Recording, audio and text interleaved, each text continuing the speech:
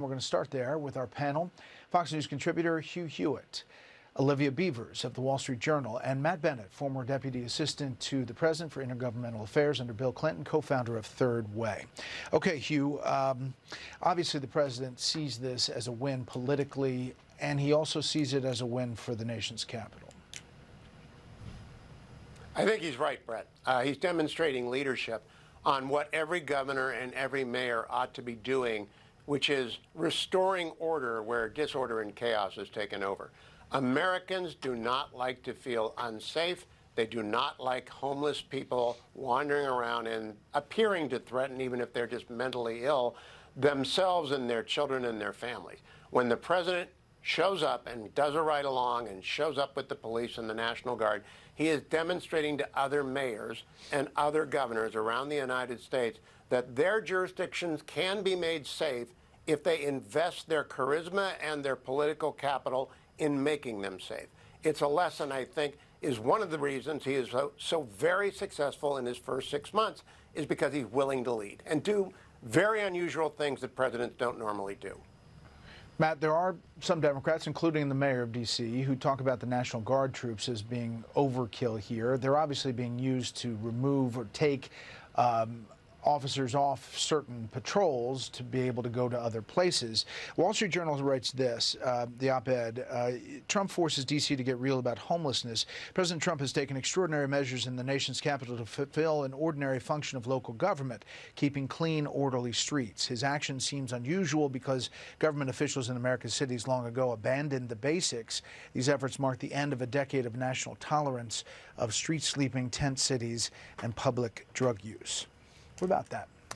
Look, I think it's important to emphasize that Democrats should not respond to the militarization of Washington by saying that crime isn't real, that people feel safe, that everything is fine.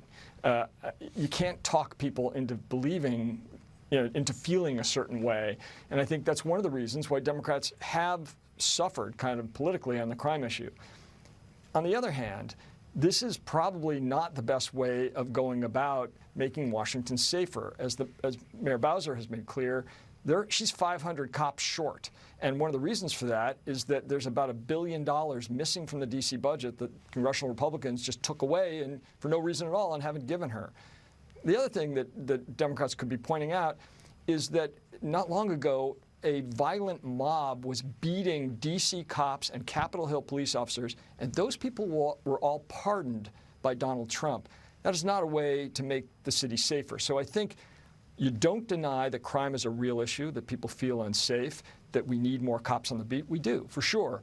But also make clear that Donald Trump has not done anything to make this city or any city any safer. Well, obviously the Trump administration sees it differently, Olivia, and they're saying that they're changing the dynamic on the ground. Yeah, and I mean, I think some of it is a little bit early to see. You showed the statistics, but does this continue? And how long does the president expect to, I know that he has 30 days, and he's talked about trying to go longer, but we'll see if Congress approves that. But it's interesting because D.C. is largely a Democratic district. I think about 7% voted for Trump in this last election. And a lot of the pushback you've seen has been videos of them booing Vice President Vance, booing Defense Secretary Hegseth.